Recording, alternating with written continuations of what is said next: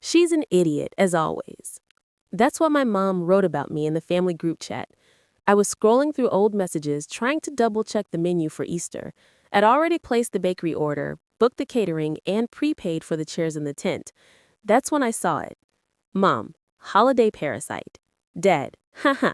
She's an idiot, as always. I just stared at it. It wasn't even hidden, just there. They didn't know I was still in the thread. They didn't realize the new iMessage update lets you view deleted messages. Or maybe they just didn't care. I didn't cry, not right away, because shock always comes dressed as silence. I'd spent years funding Easter, every year, every ham, every chair rental, every last-minute dessert we forgot. Not once did they ask if I could afford it. They just assumed I could, assumed I would. And I did because I thought love was something you proved with receipts. But that night, I canceled every single payment. The bakery, the tent, the florist, gone. And then I did something I'd never done before. I took screenshots of every invoice I'd paid for, the last 5 years, labeled, totaled, and dropped them in the group chat. Then I wrote one line. Your Parasite just backed out. Good luck hosting. And I left the chat. No rage, no threats, just a clean exit. My name is Tessa. I'm 32. And if you think you know how this ends, stay tuned. Because the moment they treated my effort like entitlement, they lost something they never knew how to hold. By sunrise, my phone had exploded. 8 missed calls from Mom, 3 from Dad, and 1 from my cousin Lena with a text that simply said, "Are you okay?" The group chat was a disaster. I didn't answer any of them. Instead, I brewed my coffee slowly, stood by the window, and let the silence fill the space where their guilt was supposed to live. Around 10 a.m., the call stopped, replaced by messages, half apologies, half blame. We didn't mean it like that. You know how we joke. Why would you take it so personally? But here's the thing. I had taken everything personally for years. Every forgotten birthday, every backhanded compliment. Every time Mom said, "At least your brother makes us laugh."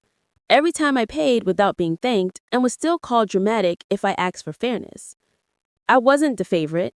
I was the function, the planner, the wallet, the quiet fixer. And now that the function had shut down, they didn't know how to handle the silence. By noon, my brother messaged, "Nice tantrum, you ruined Easter." I stared at the words, then smiled, because what they called a tantrum was actually a boundary, one I should have drawn years ago. I replied with a screenshot, the one where Mom called me a parasite, and added one line, "You don't get to eat what you mock." I blocked him. And just like that, Easter became the first holiday I spent in peace, not with people who confused love with leverage. That weekend, the family group chat rebranded itself. They removed my name, renamed it Just Us, and posted selfies from a last-minute backyard Easter setup. Folding chairs, plastic tablecloths, and a grocery store cake with frosting already melting. Mom posted a photo with the caption, "Even without certain people, family shows up. #blessed. It got 3 likes, 2 from people I didn't even recognize. Lena sent me a screenshot with the message, "They're pretending it's fine, but it's a mess." I didn't ask for details. I didn't need the play-by-play. I'd spent so long behind the scenes making sure everything looked picture perfect that I knew the cracks by heart. They didn't know how to order catering without me, didn't know the tent vendor required a deposit, didn't realize the chairs had to be reserved weeks in advance. They didn't plan the day, they reacted to the absence. And it showed. That afternoon, I took myself to brunch alone. Sunny patio, fresh mimosa, no one asking me to split a bill I already paid. I watched kids run past in pastel dresses, smiled at strangers, and tipped extra. It wasn't extravagant. It was quiet and full. I posted one photo, just my plate, my hand holding a fork, and the caption, "Sometimes peace looks like absence." No tags, no shade, just truth. They could spin it however they wanted, but deep down, they all knew that when the planner leaves, the whole illusion shatters. And I didn't just walk away from a holiday. I walked away from a job I was never paid for and love I was always expected to earn. By Monday, the narrative had shifted. Now I wasn't just too sensitive. I was selfish, ungrateful, the one who held a grudge over a joke. They told everyone I made Easter about money. Funny considering they never noticed it was always about money. Mine. Every receipt I dropped in the chat had gone unanswered. Every year they thanked my brother for coordinating everything, while I paid deposits behind the scenes and got called controlling for asking who was bringing napkins. This time, I let them tell their version. I didn't argue. I didn't defend because I'd finally learned. People committed to misunderstanding you will never hear the truth. But people watching closely, they already saw it. Lena sent me another text. Aunt May called Mom out, said it was low to mock you in the chat. Mom denied it. I sent her the screenshot.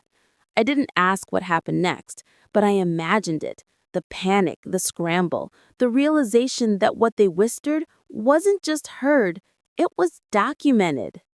I updated a folder on my computer labeled "When They Pretend It Didn't Happen." Inside it, screenshots, receipts, bank statements, proof that memory isn't petty, it's protective. They wanted me to come back, to be the bigger person. But forgiveness isn't owed just because blood says so. Sometimes the only apology you'll ever get is the silence that follows exposure. And I was finally okay with that because I hadn't lost a family. I'd stepped out of an unpaid role and into my own peace. By midweek, the calls began. Dad first, his voice awkward and overly casual. "Hey, just checking in. Hope you're okay. Your mom's been upset. You know how she gets." Then a pause, waiting for me to fill the silence. I didn't. He cleared his throat. "She didn't mean it. Things were said in frustration. Let's just move past it." But moving past was always their code for me letting it go, for me forgetting, for me pretending it never happened.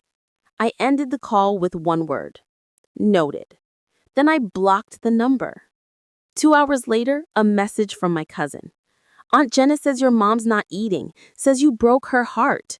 No one mentioned the text. No one mentioned the word parasite. No one mentioned the years I gave or the sacrifices I made that were never acknowledged. Because when the scapegoat steps off the stage, the entire performance unravels. Lena texted again. They're panicking. The group chat went silent. They're afraid of what you'll post next. I hadn't planned on posting more, but that message made me realize something. They weren't sorry. They were scared. Not of losing me, but of losing the version of me who kept quiet to keep the peace. So I posted a story, a screenshot of my Easter expenses over the last 5 years. $1,200 here, $800 there. No names, just a caption. Ask who paid. Ask who planned. Ask who called me a parasite. No response, just silence, the kind that follows a truth too loud to ignore. The silence didn't last long. By Friday, the group chat pinged again, this time from Mom. "We all say things we don't mean. You've embarrassed the entire family. Are you proud of that?" No apology, just blame disguised as concern. I read it twice, then closed my phone. Because here's the truth they never wanted to face. I wasn't trying to embarrass them. I was trying to exist without being mocked, used, or erased. For years, I did everything they never saw. And everything they did see, they twisted. If I brought food, I was showing off. If I asked for help, I was too emotional.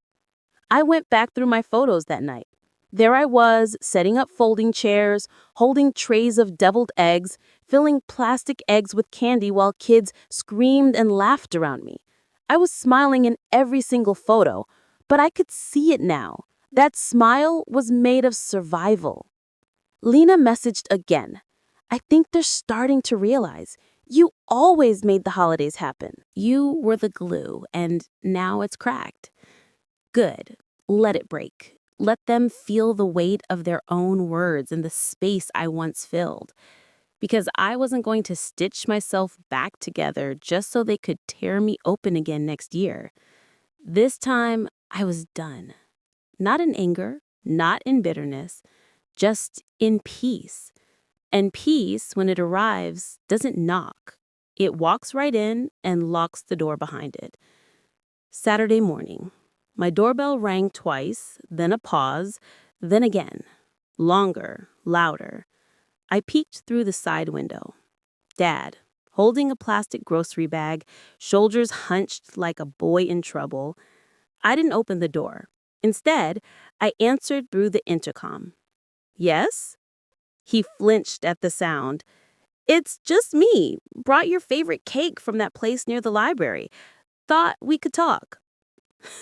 I almost laughed. Not at the cake, but at the sheer audacity. Dad, who once told me I over-dramatized everything, was now standing in the rain offering sugar to erase scars. Why now? I asked. He blinked. Because you matter. Your mom, she's not good with words. I let the silence hang there. Not good with words, but somehow perfectly fluent in insults, labels, in digital betrayal. I can leave the cake, I said finally, but I won't open the door. He nodded slowly, setting the bag down. Okay, I get it, I think. As he turned, I saw it, the confusion, the dawning understanding that I was no longer the family doormat. I was the boundary. Inside, Lena texted me, "You good?" I replied with a picture, the cake sitting untouched on my porch, rain beginning to soak through the box, captioned simply, "Some things can't be sweetened."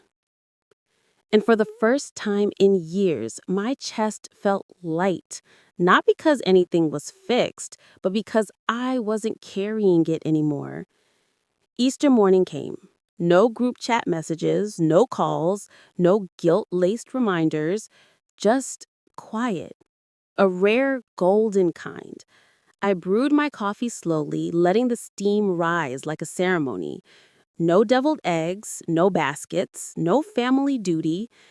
Instead, I walked barefoot across the grass in my backyard, spread a blanket, and opened my journal. There, in ink, I wrote the truth I'd always danced around. I was never the parasite. I was the host, and now I've stopped feeding what only drained me. At noon, I posted a single image online, a photo collage, 10 years of Easter tables, dozens of receipts, me holding babies, me serving food, me smiling, me cleaning, me always showing up. Caption: She wasn't the holiday parasite. She was the unpaid event planner, therapist, gift buyer, emotional buffer, peacekeeper, and cleanup crew. She left. You're on your own now. I turned off notifications and turned on music. By sunset, I danced alone in my kitchen. No noise, no shame, no performance. Just freedom. Later, I got one last text from Lena. They're scrambling. Can't find the plastic eggs. Can't even find matching chairs. I smiled, because that was the revenge. Not bitterness, not exposure. Just letting them taste what it feels like when the one you called a burden was actually the backbone. And now that spine had walked away, straight, tall, and never looking back.